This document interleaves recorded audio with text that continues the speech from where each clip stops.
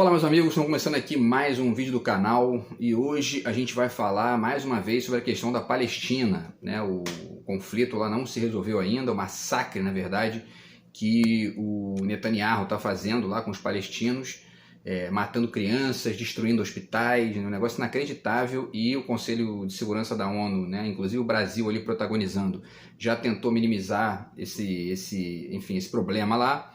Só que os Estados Unidos embargaram, né, e o conflito continua. Os brasileiros que estavam na Palestina, na faixa de Gaza, alguns, né, já conseguiram retornar, mas ainda tem gente lá e, enfim, e o massacre continua, um negócio assim absurdo.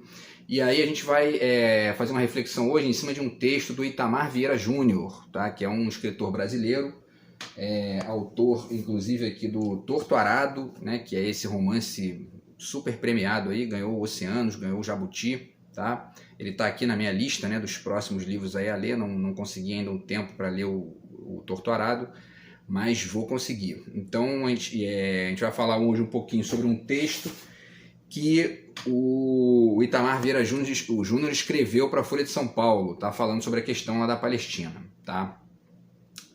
Antes eu já deixo para vocês aqui, mais uma vez, tá, o meu livro de poemas, do outro lado de cá, tá aqui o meu zap na descrição do vídeo, quem quiser entrar em contato aí, é só falar, beleza? E antes ainda de começar aqui a reflexão, só para roteirizar rapidinho, eu vou, na verdade eu não vou citar o texto inteiro, né, do Itamar, porque eu não li o texto inteiro, eu li uns trechos que ele colocou no Instagram. E a partir desse trecho, né, são 2 parágrafos que ele colocou lá, eu vou começar a refletir essa questão que ele pondera ali, que é o direito ao território, tá, que os palestinos têm lá, né, que estão precisando disso, e ao mesmo tempo uma outra perspectiva que tem vigorado nas últimas décadas aí no Ocidente e que, de certa forma, é uma espécie de elemento contraditório dessa questão, o conflituoso, o dialético e uma série de outras coisas que a gente pode falar a respeito aí, e que, de certa forma, também, às vezes, atrapalham a entender a importância desse direito que os palestinos têm lá de ter a sua própria terra, tá? Então vamos falar um pouquinho sobre isso aí, a partir do texto do Itamar Vieira Júnior. E eu separei também uns livros aqui para trazer para vocês também as referências bibliográficas de praxe, tá? Então, pessoal, vamos lá. O trecho que ele separou lá diz o seguinte: se Edvard Said me ensinou sobre a questão palestina, Amos Oz me ensinou sobre o sonho dos judeus na diáspora, com o seu livro de Amor e Trevas. Então ele está citando o Edvard Said, a gente já fez vídeo aqui falando sobre ele, né? Tá aqui o Orientalismo, que é um livro muito importante do Said, falando sobre, mais além até do que a questão da Palestina, falando sobre uma visão muitas vezes distorcida que o Ocidente tem do Oriente, tá? E aí ele insere aqui a questão da Palestina porque ele era de lá, né? Tá? Então ele cita também o Amos Oz, que é um escritor judeu, eu não tenho livros aqui dele, né? Mas enfim, ele fala sobre a questão da diáspora, tá? E aí eu também já cito aqui, porque a gente vai fazer uma reflexãozinha sobre esse livro do Stuart Hall, tá? E o trecho que a gente vai citar, ele fala também sobre a questão da diáspora, certo? E aí, pessoal, continuando aqui, né, o trecho do Itamar, ele continua, né? Cada um à sua maneira, né? O Edvard Said, né, na perspectiva dos palestinos, e o Amos Oz na perspectiva dos judeus, cada um à sua maneira foi moldando a minha percepção, no caso a dele, Itamar, né, sobre o que estava em jogo e confirmando a minha impotência para imaginar uma solução que não fosse a da coexistência entre 2 estados, né? Porque essa é a questão que tem vigorado desde o início lá, né? Como eu já falei aqui, já fiz vídeo sobre isso, os judeus chegaram lá depois da Segunda Guerra e meio que invadiram ali, e os palestinos não aceitaram aquilo, rolou uma guerra violenta e os palestinos foram sendo empurrados para territórios ocupados e ao mesmo tempo ali, né, para a faixa de Gaza, para a Cisjordânia, e de certa forma sofrendo algo que, enfim, não é exatamente igual ao que os judeus sofreram, mas em alguma medida se parece sim com aquilo, né? Então, quer dizer, e aí o século XX todo e o início do século XXI continua também, né, a discussão de que os palestinos têm que ter um Estado deles também. Isso tem que ser respeitado por fronteiras ali que não sejam fronteiras coercitivas, como Israel faz desde o início, né? Enfim, e tudo mais. Tá? E aí o segundo parágrafo aqui do Itamar diz o seguinte: talvez seja o direito ao território o mais elementar de qualquer ser vivente em qualquer fração da terra, incluindo no nosso país. Né? Ele está trabalhando aí a ideia do direito à terra como uma coisa elementar, e de fato é uma coisa elementar. Né? A gente tem aqui no Brasil, inclusive, um movimento Sem Terra, que, né, enfim, que luta por isso, porque você não tem um lugar onde morar. Eu sei bem o que é isso, mas eu também não, como eu já falei aqui, eu não fico romantizando muito essa questão, né, nesse sentido tosco da palavra romântico aí, mas enfim, porque eu já sabia disso antes de ficar na rua, então isso não me ensinou nada de novo na percepção da importância que as pessoas têm de ter a sua casa, o seu espaço, tá? E é por isso que eu sou de esquerda, certo? Então, pessoal, ele diz que, né, o direito ao território é o mais elementar de qualquer ser vivente em qualquer fração da terra. E ele continua, né, o direito ao território é um direito inalienável à vida humana, certo? Não é possível viver sem um chão para pisar, sem terra para erguer uma casa ou cultivar, sem ruas para trafegar e caminhar, né? E isso aqui também se insere na discussão do passe livre, por exemplo, né? Que é isso, é ampliar aí o direito à mobilidade das pessoas, inclusive das pessoas mais pobres, para que isso amplie as suas possibilidades de minimizar a pobreza e a gente chegar numa lógica aí mais bacana, tá? Então o título do texto do Itamar é Guerras na Palestina mostram que direito ao território é fundamental, né? E aí embaixo ele diz, né, Gaza está se tornando cemitério a céu aberto e os palestinos vivem em campo vigiado sem chances de seu estado prosperar.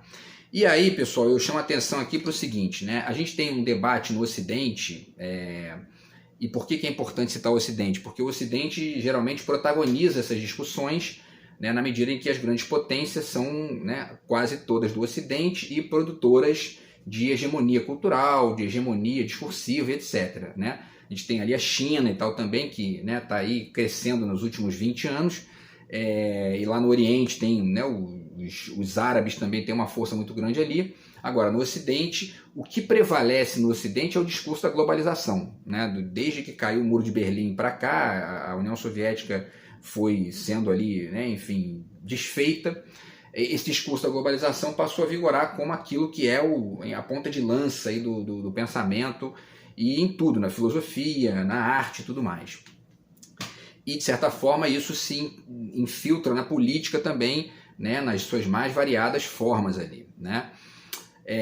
A questão é que muitas vezes já alguns pensadores perdem um pouco a dimensão de entender esses casos específicos e esses casos periféricos exemplares para poder mostrar que não se pode, e essa é a minha tese aqui, né, a partir da reflexão do Itamar, que não se pode generalizar a questão da globalização e a questão dessa postura, dessa perspectiva globalizada para todo mundo.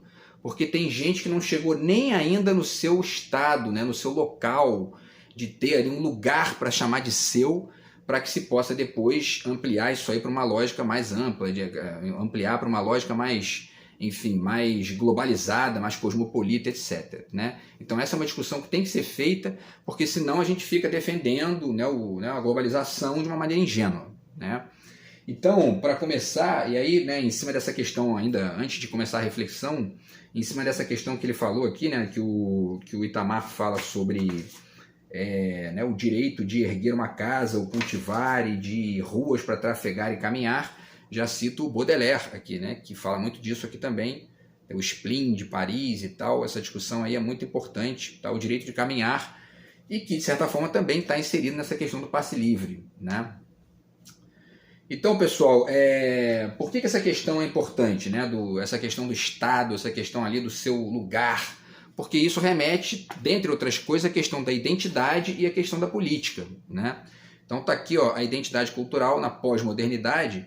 Por que eu estou citando esse livro aqui? Porque, como eu falei, existe um debate que entende que a identidade nacional é algo meio que ultrapassado, né? Que a gente já chegou num estágio mundial aí em que a ideia de nação meio que perdeu um pouco ali o sentido, né? E hoje o que realmente vale, o que realmente interessa, o que realmente demonstra o que as pessoas têm de mais amplo é uma perspectiva mais globalizada, que mescle, né? E que apresente ali elementos múltiplos de várias culturas, porque de certa forma é um pouco isso que a gente é mesmo, né? A gente às vezes gosta de música dos Estados Unidos, uma comida árabe, né? Enfim, gosta de ir num hotel que se parece com a Suíça, e tudo isso é o que a gente é, né? Uma identidade cultural mais ampla e mais, enfim, destacada, desconectada dessa noção da localidade específica.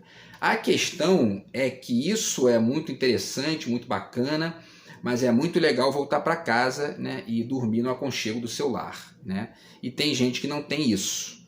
Então isso é importante pensar essa questão, senão a gente fica defendendo, né, a globalização de maneira ingênua, sem ponderar não só esse detalhe do local para quem ainda não tem, que são esses excluídos, mas inclusive para nós aqui como país, né? Porque existem projetos diferentes aqui em jogo no Brasil, e um desses projetos é o projeto neoliberal da direita, que desconsidera completamente essa questão a partir de uma visão da globalização que é ingênua e, em grande medida, subalterna aos interesses dos Estados Unidos. Quer dizer, né, é uma galera que fica falando inglês como se falar inglês fosse ser cosmopolita, ponto, né?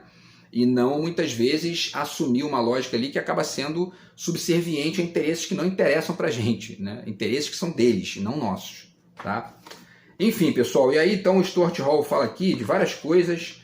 Ele fala, por exemplo, aqui, né, na página 48, ele diz, né, na verdade as identidades nacionais não são coisas com as quais nós nascemos, mas são formadas e transformadas no interior da representação. Quer dizer, essa é a ideia dessas teses, né, globalizantes, globalistas, né? Os bolsominions gostam de chamar de globalistas. E de certa forma eles têm até razão. Não, né, no sentido que eles querem, de defender como contraponto a isso um conservadorismo retrógrado, né, e limitante. Mas os globalistas também têm a sua ingenuidade, né? E é interessante pensar nisso em conexão com a questão da Palestina. Tá?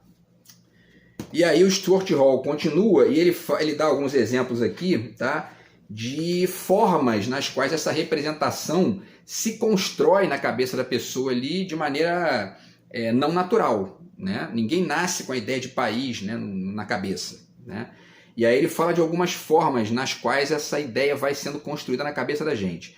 A narrativa da nação, né, é uma delas, quer dizer, a nação não é apenas o território, ela também é um discurso, também uma narrativa, né?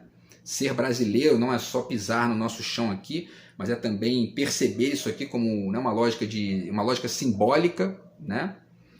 Que mais? Em segundo lugar, ele fala da ênfase nas origens, na continuidade, na tradição e na intemporalidade, que é isso, né? Essa coisa da origem, né? A origem do Brasil, o descobrimento do Brasil, etc. Tudo isso como base para a gente poder construir uma ideia de que a gente é Brasil, brasileiro, estrito sensu, né? A terceira, tá, a representação que ele fala é a estratégia discursiva, que ele chama, né? Em diálogo com Hobsbawm, de invenção da tradição. Quer dizer, né, muitas tradições são inventadas, a maioria delas, né, para a gente poder repetir como nossas, né? A questão aqui, o Stuart Hall está ponderando isso aqui numa perspectiva crítica, tentando mostrar, ó, isso aí não passa de invenção, isso não é uma coisa natural, né?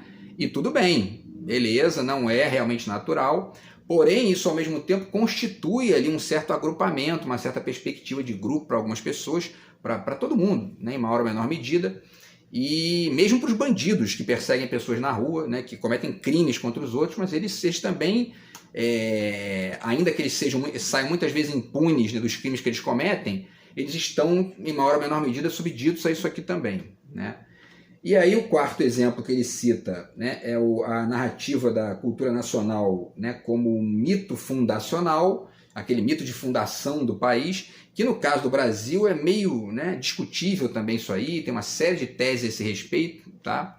É uma discussão que não termina, tá até hoje aí a gente pensando sobre isso, mas que comparece também em praticamente todos os lugares, né? E, por último, ele fala na ideia de um povo original, né? Um povo puro, tá? Que seria a base também dessa construção. E aí ele finaliza aqui no final dizendo, né, que, enfim, né, o apego ao local e ao particular, né, enfim, tanto no liberalismo quanto no marxismo, eles dariam lugar, o apego ao local e ao particular dariam gradualmente vez a valores e identidades mais universalistas e cosmopolitas, mas isso, de certa forma, não funcionou exatamente assim, né? E por quê? Porque se você estuda as teses do capitalismo e as teses do comunismo de maneira mais profunda, você vai ver que no limite as duas advogam ali o fim do Estado, né, como o limite do jogo dialético, né? Os capitalistas ponderando que a liberdade de mercado tem que ser universal, tem que ser, né, generalizada, global, e os comunistas dizendo que, na verdade, o que tem que ser global é a ditadura do proletariado, né? O proletariado tomando conta do mundo e acabando essas divisões entre países e tudo mais. E esses dois extremos, eles não aconteceram e estão longe de acontecer, até porque talvez eles estejam equivocados, de fato, né? Talvez a lógica mais ampla, mais interessante, seja a dessas posições flutuando, aí, oscilando nas suas diferenças, nos seus conflitos e nas suas riquezas, né?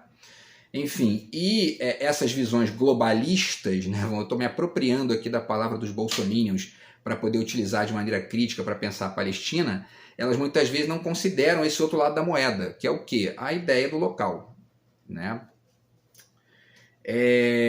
Então, pessoal, e aí é o seguinte, né?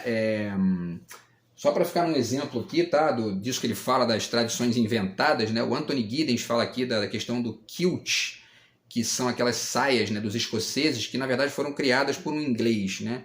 E os escoceses têm ali uma certa rixa com os ingleses e tal. Então é um exemplo que ele passa aqui sobre isso, tá? De qualquer forma, isso gera, evidentemente, ali no caso dos escoceses, gera uma lógica de identificação interna daquele lugar, né?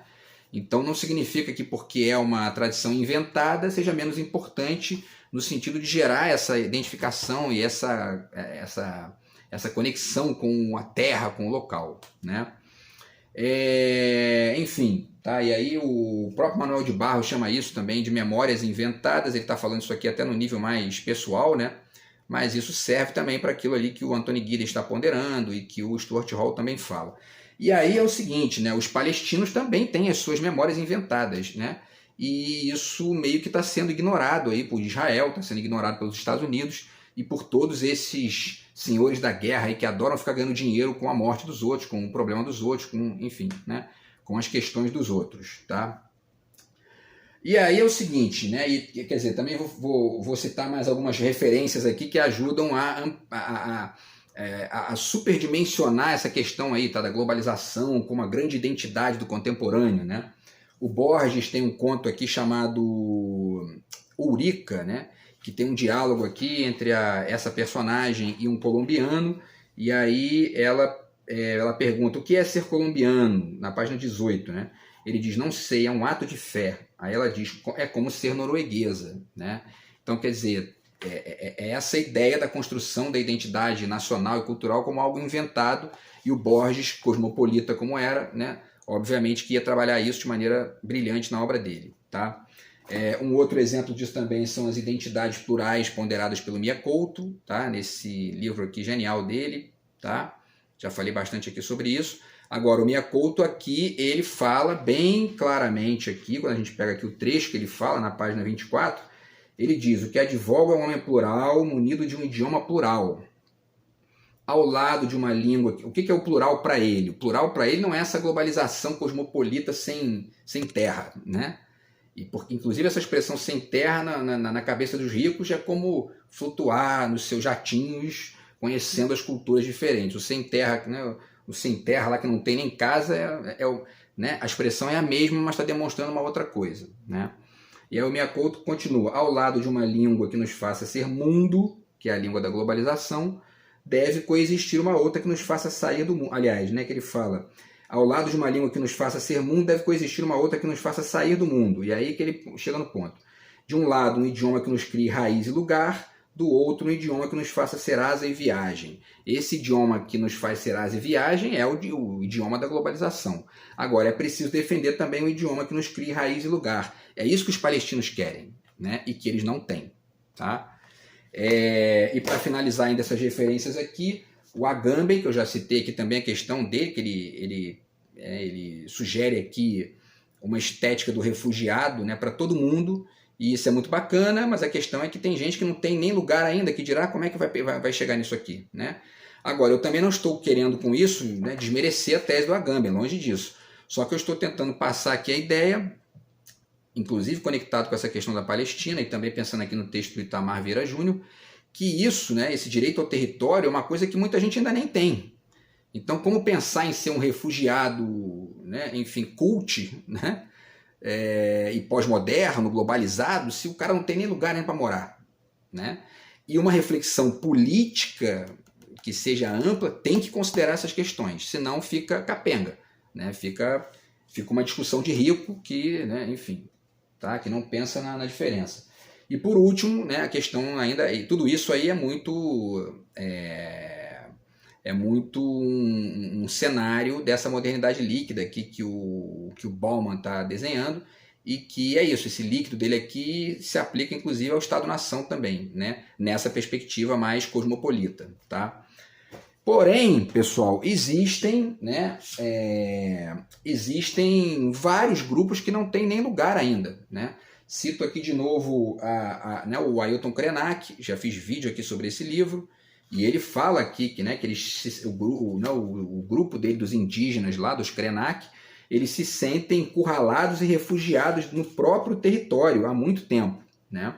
Quer dizer, então é fundamental considerar a questão dos indígenas, por exemplo, como pessoas que também não estão ainda se sentindo com a sua terra, não estão se sentindo ainda donos ali de um espaço que eles possam se sentir incluídos de fato. Né? Tá?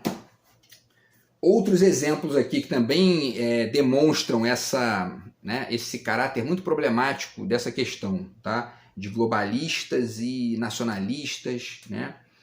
Tá? Vamos lá então, vários exemplos aqui. Ó. Esse livro aqui do Mia Couto, que é o Terra Sonâmbula, que mostra ali o pós-guerra de independência de Moçambique. Então, quer dizer, as guerras de independência da África são exemplos do quanto essa questão é problemática, né? Essa galera lutando lá para ter o seu estado, para ter o seu país ali, a sua nação soberana, né? E ainda que logicamente em diálogo com o restante do mundo, a partir das instâncias multilaterais, mas evidentemente tendo ali a sua soberania para poder, enfim, chamar de sua. Tá? Esse livro aqui também do Kazuo Ishiguro, né? O artista do mundo flutuante, ele fala do período pós-guerra no Japão também, pós-segunda guerra, que também é a construção ali de uma reconstrução que o Japão passou. Importante também aí ler para poder ter uma ideia de alguns detalhes dessa questão. Tá? Ajuda a refletir, né? A questão da Iugoslávia também, né? Tá aqui esse livro aqui, o Sociedade Dividida, do Rafael Lima, tá? E aí especialmente a questão da Bósnia, né? Que foi o lugar ali que teve o conflito mais violento, mais sangrento, justamente porque tinha um entrecruzamento de culturas diferentes ali que ficou problemático num determinado momento. Os sérvios bósnios querendo, né, se conectar com a Sérvia, os bósnios ali da própria Bósnia querendo ficar ali, os croatas também no meio. Então, quer dizer, tudo isso demonstra também a complexidade dessas questões. Tá? Esse livro aqui que eu já falei também dele, né, que mostra que os discursos do Che Guevara, do Salvador Allende e do Yasser Arafat e do Chaves. Mas especialmente aqui nesse livro aqui, e conectado com essa questão da Palestina, é especialmente o discurso do Arafat, né? E também o do Che Guevara, né? Porque Cuba é um lugar que ainda não conseguiu a sua soberania, né? Mesmo aí depois, Cuba continua sofrendo um embargo de 60 e poucos anos aí dos Estados Unidos e de Israel, né? São os únicos que votam a favor do embargo.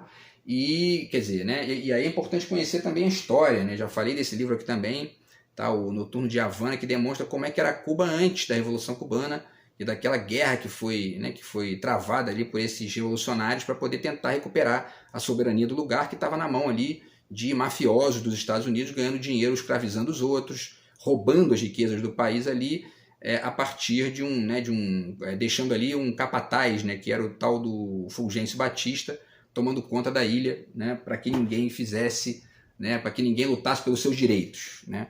Então essas questões têm que ser pensadas, todos esses exemplos, tá, o exemplo da Bósnia, o exemplo de Cuba, o exemplo de Moçambique, o exemplo da Palestina, para pensar nisso que o Itamar Vieira Júnior está ponderando aqui, que é o direito ao território, né? Que é o direito ao território como um direito, o direito mais elementar, né? E isso serve para a pessoa, para nós indivíduos, né? No sentido de ter uma casa, e serve também para os povos, no sentido de ter o seu espaço, ter o seu país, a sua nação, e uma soberania razoável para dialogar com as instâncias de, enfim, cosmopolitas, aí, como ONU, Banco Mundial, etc., né? Ou seja, né, temos que lutar por isso que o Milton Santos chama de uma outra globalização, né? Algo que seja diferente disso aí, porque inclusive essa questão, né, do Estado-nação visto como algo ultrapassado, ele faz essa crítica aqui. Ele mostra nada disso, não tem nada de ultrapassado no Estado-nação, muito pelo contrário. Até porque os países ricos do mundo, os países mais poderosos, não abrem mão da sua soberania de jeito nenhum. Tenta entrar com uma empresa lá nos Estados Unidos para poder roubar emprego deles, ver o que eles fazem com a tua empresa. Eles começam a te taxar e tal. Por quê? Porque é para proteger lá a gente deles. Mas ao mesmo tempo eles querem que a gente fique aqui com essa conversinha fiada de Estado mínimo, né, para eles entrarem aqui, ó, entendeu? Deitando e rolando aqui, e o que isso gera no concreto? Aumento do desemprego, aumento do custo de vida, piora da vida para um monte de gente, como aconteceu com o governo Bolsonaro aí, as pessoas indo para a fila do osso, né, o desemprego chegando a 12% e uma série de outras, uma série de outros problemas aí, tá, que são causados por essa visão ingênua de que o Estado tem que ser mínimo, né? Não tem que ser não, né? O Estado não tem que ser absoluto, mas também não tem que ser mínimo. Ele tem que ser ali um Estado soberano e que dialogue com os outros estados da forma como o Lula está fazendo lá, né? Ó, de igual para igual. Não é chegar lá de cabecinha baixa e dizendo I love you, como o idiota do Bolsonaro fez, né? Então, enfim. E aí, pessoal, para finalizar, como eu falei, essa questão se insere também na discussão da propriedade privada, né? Eu cito aqui o Marx, porque essa é uma questão que é preciso criticar o texto do Marx nessa perspectiva aí, né, de que a propriedade privada, porque inclusive isso não, aqui no Brasil não existe essa versão comunista de que a propriedade privada tem que ser abolida, como os bolsominions retardados acreditam nisso, né, porque o idiota do Olavo de Carvalho vomitou isso lá e eles ficam repetindo, né. Porém, e aí até se não me engano foi o Brizola que disse isso, né, que a propriedade privada é uma coisa tão bacana, tão legal, que a gente quer que todo mundo tenha, né. Então não é o Estado que vai ter, mas todo mundo tem que ter uma casa, isso é um fato, né. Enfim, e aí para finalizar, então, como é que a gente pode pensar? Eu faço uma sugestão final aqui pensando no Bachelard, só nos títulos aqui, né, de 2 livros dele, porque para a gente tentar pensar essa questão da Palestina, longe de querer, né, resolver, porque isso aí está nas mãos da ONU, de gente muito mais poderosa lá, mas é uma proposta, né, uma questão aqui reflexiva para que ajude as pessoas a entender melhor isso aí. Para pensar uma solução para a Palestina e para entender ali de maneira empática, né, o que eles estão querendo lá, a gente pode entender que é interessante, né, a gente pensar que alguns povos têm que ter primeiro acesso ao lugar para depois chegar nessa lógica do cosmopolitismo, e é preciso lutar para isso no âmbito político, no âmbito filosófico, etc., e essa luta é uma luta para que a Palestina, por exemplo, tenha direito à sua terra e os devaneios do repouso, como está aqui, né? Que é justamente um lugar para você descansar, para você dizer isso aqui é meu, está seguro, né? Ninguém entra aqui, ninguém invade, ninguém vem fazer cagada aqui no meu lugar, tá? Que é coisa que eles não têm ainda, e a terra e os seus devaneios da vontade, né? Que é justamente isso que o Bachelard chama do caráter da paisagem, que é aquilo que vai aos pouquinhos se construindo quando o país tem a sua soberania, tanto no nível cultural quanto no nível político, e aí para depois pensar em amplitudes maiores, aí de abrir para os cosmopolitismos e para os conflitos e riquezas, né, da globalização.